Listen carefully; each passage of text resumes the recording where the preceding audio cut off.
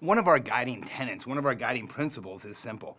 We believe that in an entrepreneurial company, there is nothing wrong with the founder or CEO, the person who started that organization. We see them in only two respects. One is that they have strengths that need protection, and then there's areas where they need support. There's two types of founders: those who have found the protection and support to be able to be successful, and those who are still assembling the protection and support. Here's why we take this stand.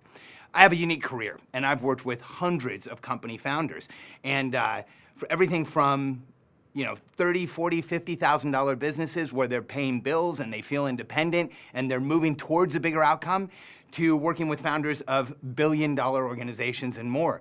And when we look at the commonality with all of them, they have incredible strengths. And when they find those strengths, there's this law of accelerating returns where an entrepreneur can go their entire careers and then find one of those strengths, uncover a pivot point, and we see this explosion. I've experienced that explosion throughout my career. My wife Katie and I have run over a dozen million-dollar-plus companies. 96% of companies never get there. Every one we've opened always has.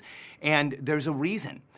When you look at an organization and you focus on first the founder's strengths and where they need support, now the team's strengths where they need support, and you customize that for the organization, you find that you're really moving into a whole new level of potential, because other organizations, feel like founders need to fix themselves. Now, we are all about self-improvement, and we absolutely believe that moving forward is just about, our duty as human beings.